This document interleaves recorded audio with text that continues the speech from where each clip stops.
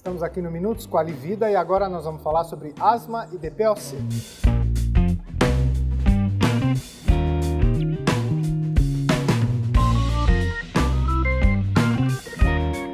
Para falar sobre asma e DPOC, nós temos como convidada a doutora Maria Vera Cruz, que é diretora do Serviço de Pneumologia lá do Hospital do Servidor Público do Estado.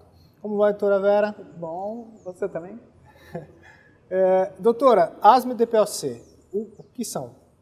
São doenças obstrutivas de caráter diferente. A asma é uma doença hereditária, imunológica, então 10% da população é alérgica e tem ou rinite e muitas vezes associação de rinite ou asma isoladamente. E a DPOC? E a DPOC, a doença pulmonar obstrutiva crônica, é uma doença relacionada com a exposição ao cigarro ou exposição a, que hoje está muito em moda falar, a queima da biomassa.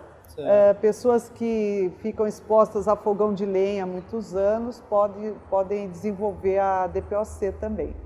E agora a gente está numa época de inverno, o que piora a asma e a DPOC? Essa época de frio e com ar com pouca umidade, você tem muito mais crises de broncoespasmo. Então, são doenças obstrutivas e nessa época do ano você tem crises em que o brônquio fecha mais do que normalmente e a pessoa sente falta de ar, chiado, aperto no peito, muitas vezes expectoração, tosse com catarro, e isso faz com que elas procurem o pronto-socorro e a gente acaba tendo mais pacientes internados por esses problemas também. É possível ter asma ou DPOC e não saber, por exemplo?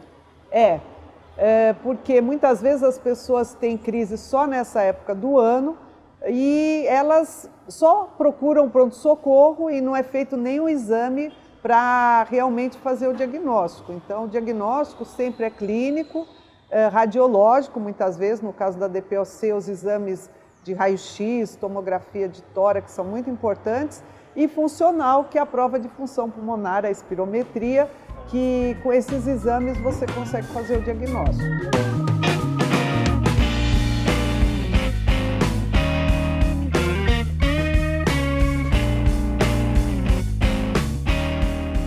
A medicação, em geral, é a bombinha, doutora?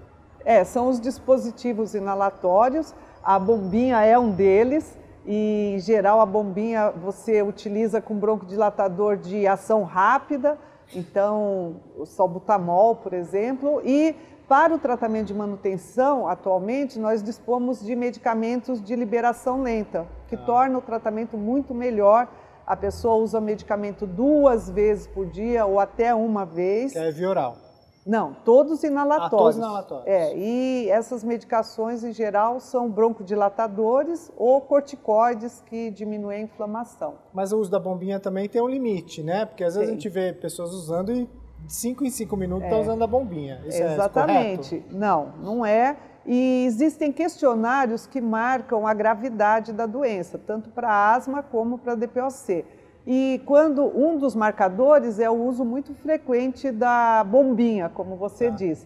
Então, se você tem necessidade de ficar usando a bombinha, você deve procurar o médico porque a sua doença não está controlada. Talvez esteja descompensado e está usando muito mais. Tem algum efeito de ficar usando muito, por exemplo? São os efeitos cardíacos, você pode ter taquicardia, pode ter alteração de pressão sanguínea e essa é uma complicação que a gente não quer que ocorra. Então, obrigado, doutora, pela sua presença aqui com a gente, falar um pouquinho sobre asma e DPOC e obrigado a você que esteve aqui com a gente no Minutos Quali Vida.